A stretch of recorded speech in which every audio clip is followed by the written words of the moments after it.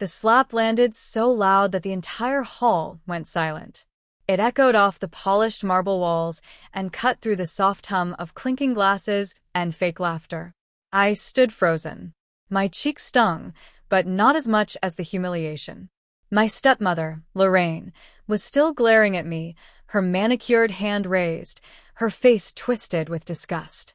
Before we begin, drop a comment and tell us what would you do in this situation? Be honest, tell me in the comments below.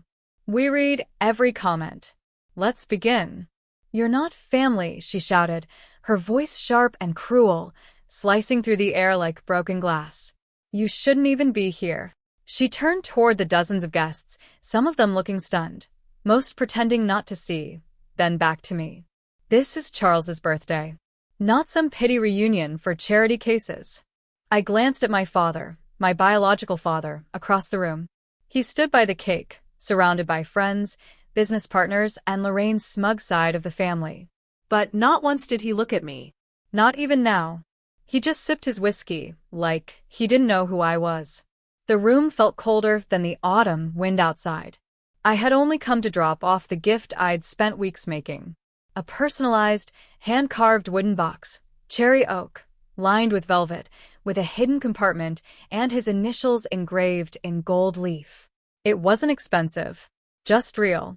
But Lorraine never gave me a chance to hand it to him. "You have some nerve showing up here uninvited," she hissed, voice low now, close to my ear.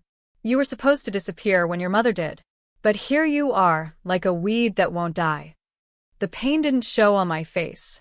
I refused to let it. I slowly bent down, picked up the gift box I dropped when she struck me, and smiled. A small, knowing smile.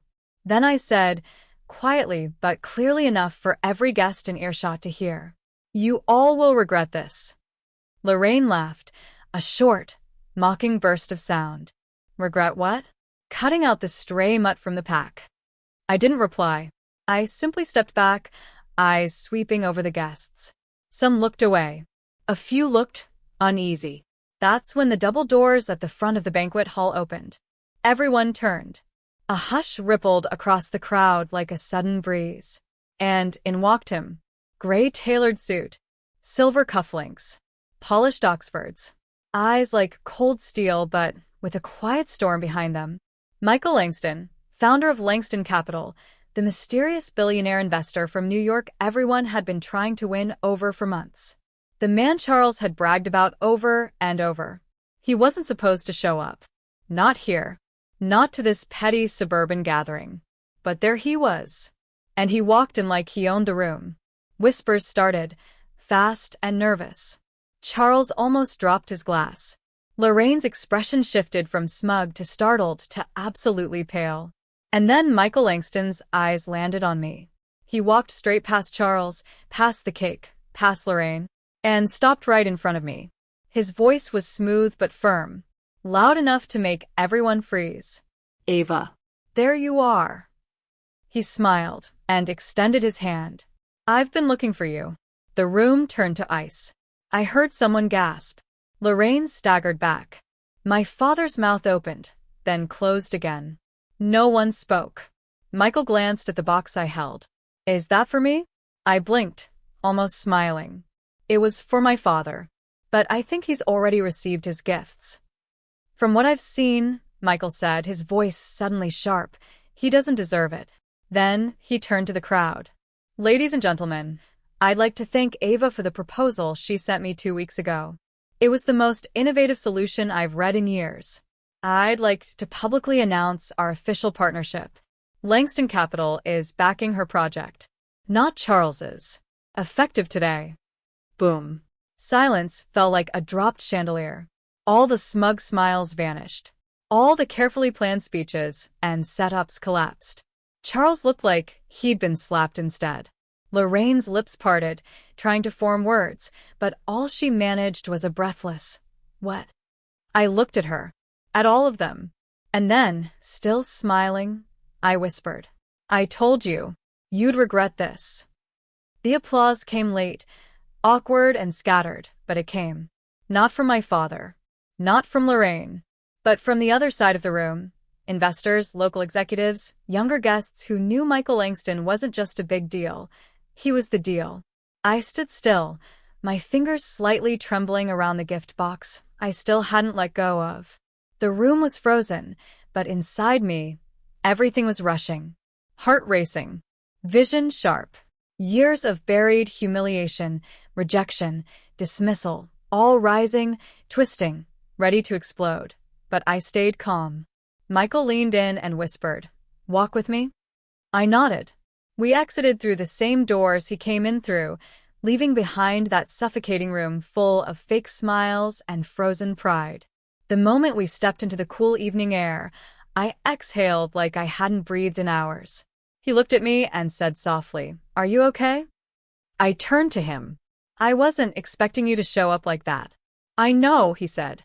"But after what I saw in that proposal, I could not come." We stopped near his car, sleek, matte black, with a silent engine humming like it was waiting for a war. He opened the passenger door for me like a gentleman, but I didn't get in yet. "You didn't tell me you knew my father." "I didn't," he replied.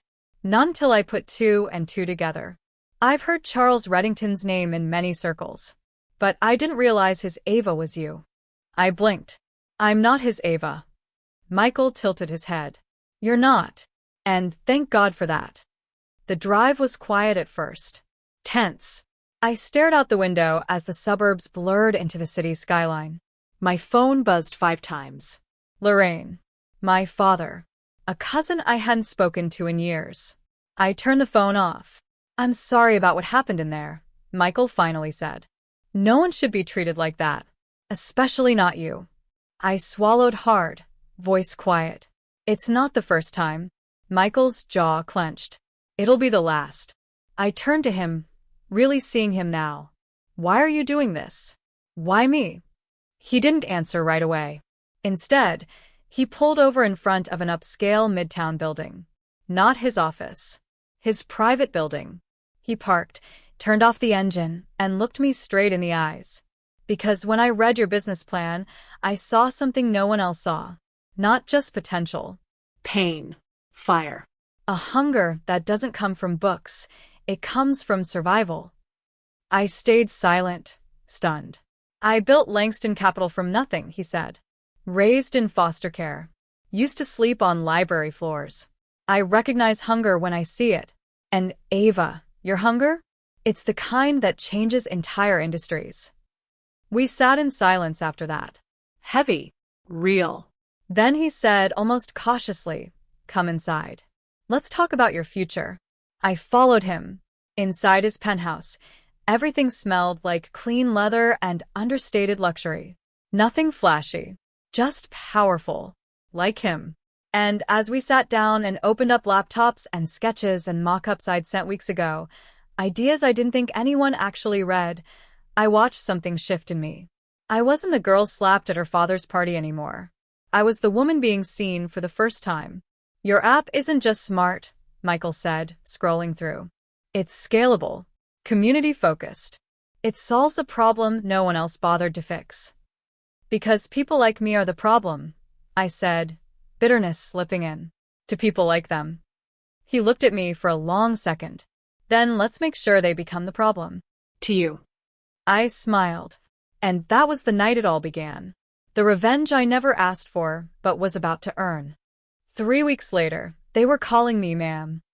The same investors who laughed politely behind my back, the same distant family members who barely made eye contact. Now all of them were leaning forward in their chairs, nodding too eagerly, watching my mouth for the next word. I was at the Langston Equity Summit in Manhattan. I wasn't just invited.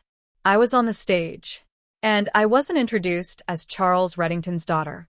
I was introduced as Ava Reddington, founder and CEO of Hearthlink, the community-driven housing tech startup that had just closed $4.7 million in seed funding under Langston Capital. The press was everywhere. Forbes, TechCrunch, local NYC media. Everyone wanted a quote. Everyone wanted me. But no one knew what mattered most. This was never about revenge. It was about being undeniable. Still, revenge came as a side effect. Because just 3 days after the summit, Lorraine showed up at my new office. wearing pearls, trying to look motherly. I spotted her the moment I stepped out of the elevator. She was sitting with my assistant, sipping tea like she hadn't screamed in my face and slapped me like a dog. "Lorraine," I said flatly. She stood up immediately. Ava. "I wasn't sure if you'd want to see me, but I don't." Her smile wavered. "I just thought since your father and I saw the article in Forbes, we could talk. Reconnect." I stared at her. "Reconnect?" She blinked. "We were worried about you all these years, honey. You never answered our messages, and your father." "My father?" I cut in. "The one who looked the other way while you humiliated me in front of 200 people?" She froze. Silence. I stepped closer. My voice low, steady. "You want something. What is it?" Her smile dropped completely. And she said, "Charles's company isn't doing well. A few investors pulled out. He had a meeting with Langston last week, but—" I stopped her there. "Langston doesn't take his calls." She went pale. "I make the decisions on that account now," I added. "Didn't he tell you?" She sank into the chair, like her legs gave out. "He didn't. He thought maybe, since you're still his daughter." "I'm not," I said, sharp now. "At least not when it counts." Her face crumpled, but not with guilt. Just fear. I wanted to throw her out. But then, something darker whispered inside me. Let her stay. Let her watch what it feels like to be small. To beg. So I sat across from her and said, "If you want me to consider helping Charles, you'll both need to come to my office. Together. And apologize. Publicly. Not to me. To everyone you've lied to." She looked like I'd slapped her this time. "You're serious?" I smiled. "Oh, Lorraine. I've never been more serious." She left shaking. And sure enough, 2 days later, Charles walked into my building, red-faced, jaw clenched, holding Lorraine's hand like it was a funeral. He didn't say a word. Just stood there, bitterly silent while she fumbled through a half-hearted apology video on camera. It wasn't enough, but it was a start. Later, Michael and I watched the clip from his office. He turned to me and asked, "How did that feel?" I looked at the screen. At the woman who once told me I was the leftover and the man who never protected me. I thought about it for a second, then said softly, "It didn't feel good." Michael raised an eyebrow. "It felt necessary." He nodded. "There's a difference." We toasted to that. Then he leaned forward and said, "You're just getting started." And he was right, because what was coming next would turn every silent laugh, every bruise, every dismissal into a firestorm no one could put out. By the time winter rolled in, HeartLink had already passed its series of funding milestone. We weren't just another startup anymore, we were a movement. What began as a personal solution, an app to connect underserved families with affordable, safe housing vetted through community partnerships, had become one of the most talked about tech for good platforms in the country. Schools were using it, veteran centers, domestic violence shelters, churches, whole cities. And behind it all, me. The girl who had once been told she wasn't family, now had congressmen, mayors, and celebrity investors calling her by name. But the higher I rose, the more the skeletons started falling out of other people's closets, especially my father's. It began with a simple background check. Standard due diligence before a major city partnership.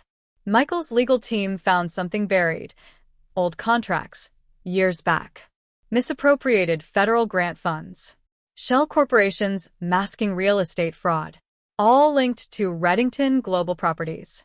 My father's company. I stared at the report, stunned. Lorraine had once said, "We don't give handouts to beggars." Now it turned out they had stolen from them. I sent the report to Michael with a single-line message. "What happens if this goes public?"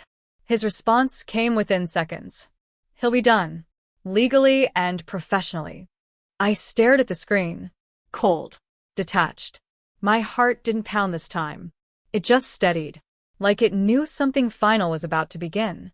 But I didn't release it. Not yet. Instead, I requested a meeting. Charles agreed, reluctantly. We met at a restaurant in Brooklyn. Private room. No press. He arrived wearing his old arrogance like a shield. But I saw the cracks now. So, he said, sipping bourbon, you called me here to talk numbers? I placed the report on the table between us. He didn't touch it. His face tightened. Where did you get that? It doesn't matter. He didn't speak for a long moment, just stared at the paper like it might bite him. When he finally looked up, there was something in his eyes I hadn't seen in years, fear. You destroy your own father's legacy? I leaned forward. Calm. Clear. You destroyed your own legacy. I'm just the one holding the receipt. I built everything from the ground up.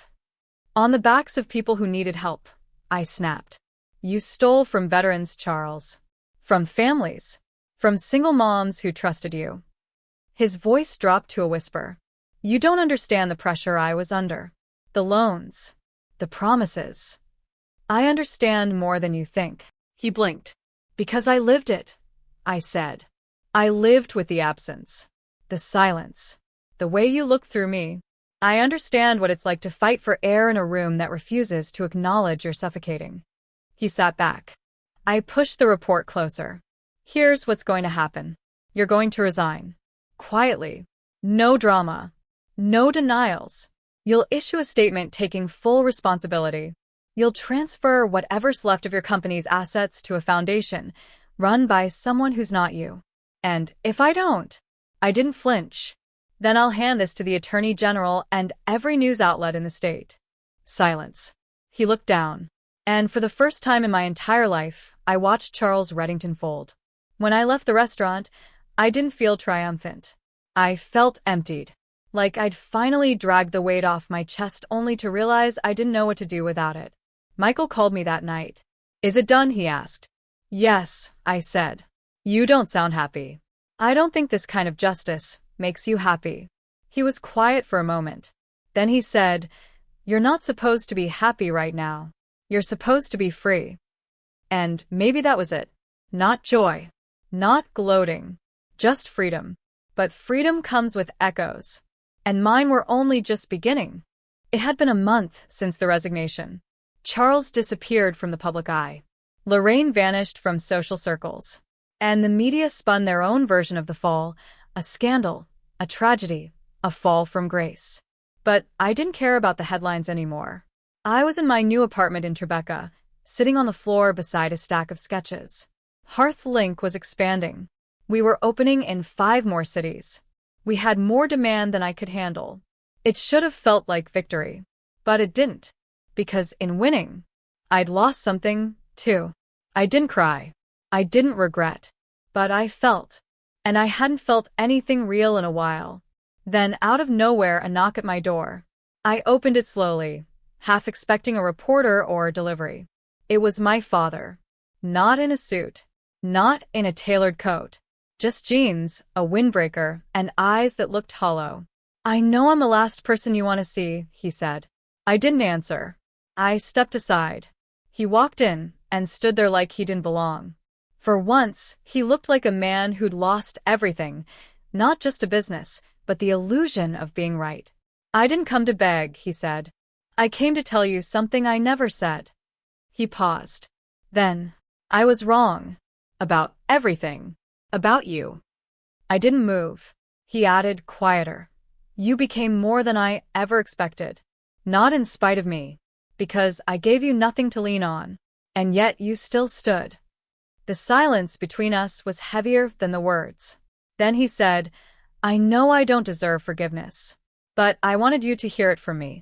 I stared at him, heart beating like it used to when I was a child, hoping he'd see me. Then I said, I don't hate you. But I can't carry you anymore. You built your world by tearing down mine. I'm just rebuilding what you left in ruins. He nodded. And then he left. No more arguments. No more excuses. Just silence. The kind that finally felt peaceful. That night, I stood by the window, watching the city flicker below. And for the first time in years, I didn't feel like a ghost in someone else's house. I felt like I belonged. Not because I got revenge, but because I survived and built something better.